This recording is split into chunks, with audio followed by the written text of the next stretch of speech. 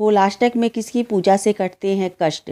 होली के 8 दिन पहले करें कर्ज से छुटकारा पाने के लिए ये उपाय।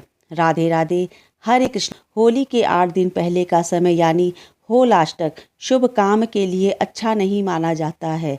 यह जप तप का समय है। लेकिन क्या आप जानते हैं होलाष्टक में क्या करें और क्या न करें? साथ ही इस समय किसकी पूजा कल्याणकारी होती है? आइए जानते हैं होली के 8 दिन पहले क्या करना चाहिए और किसकी पूजा करनी चाहिए।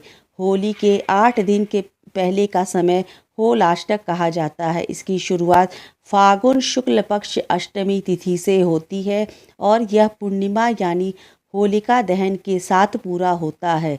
इस समय आम तौर पर कोई भी शुभ कार्य नहीं किए जाते हैं। हालांकि पूजा पाठ जप तप में कोई बाधा नहीं होती है। यह भी मान्यता है कि होलाष्टक में अष्टमी पर चंद्रमा, नवमी को सूर्य, दशमी पर शनि, एकादशी पर शुक्र और द्वादशी पर बृहस्पति, त्रयोदशी पर बुध, चतुर्दशी पे मंगल और पूर्णिमा के दिन राहु उग्र अवस्था में होते हैं। इसी कारण इस समय महत्वपूर्ण कार्य से बचते हैं। मान्यता है कि ग्रहों के नकारात्मक प्रभाव से सफलता को प्रभावित करता है होलाष्टक, इसीलिए जीवन चुनौतीपूर्ण हो जाता है।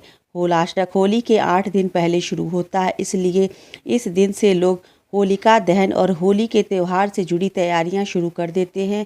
गांव में, देहात में लोग होलाष्टक शुरू होने के दिन होलिका दहन वाले क्षेत्र में गाय के गोबर, गंगा जल और अन्य चीज़ों से लिपाई करते हैं।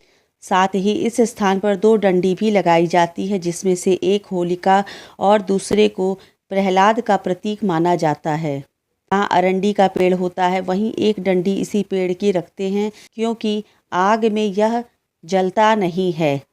होलाष्टक में भगवान विष्णु, हनुमान जी और भगवान नरसिंह की पूजा करनी चाहिए। इसके साथ ही इन 8 दिनों तक महामृत्युंजय मंत्र का जाप करना भी शुभ फलदायक होता है। ऐसी मान्यता है कि ग्रहों के हानिकारक प्रभावों को यह मंत्र कम करता है।